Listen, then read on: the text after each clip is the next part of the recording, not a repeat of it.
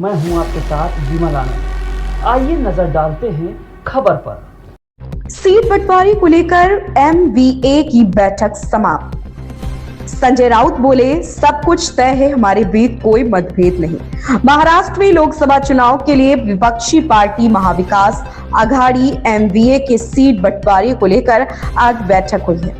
महाराष्ट्र में कुल 48 लोकसभा सीटें हैं।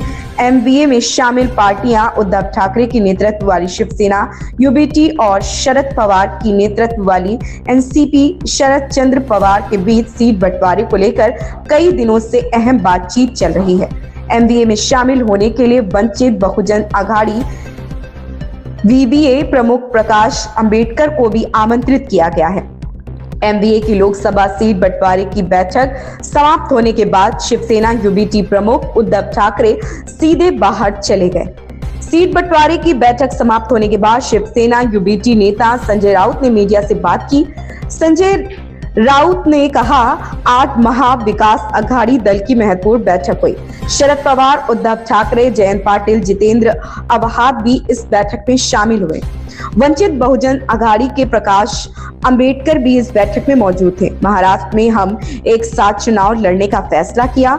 जहां तक सीट बंटवारे की बात है, हमारे बीच कोई मतभेद नहीं, लगभग सब कुछ तय हो चुका है।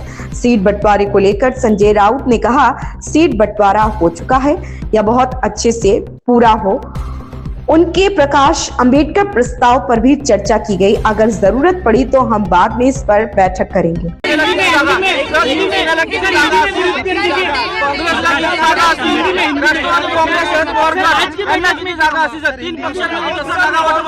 आज अभी आपने देखा होगा कि महाविकास आघाड़ी की एक महत्वपूर्ण बैठक यहाँ हो गई, जिस बैठक में शरद पवार जी, उद्धव ठाकरे जी, मैं भी था शामिल उसमें, जयंत पाटिल, जितेंद्र आव्हाड और खास करके वंचित बहुजन आघाड़ी के प्रकाश अंबेडकर जी भी हमारे साथ बैठे थे।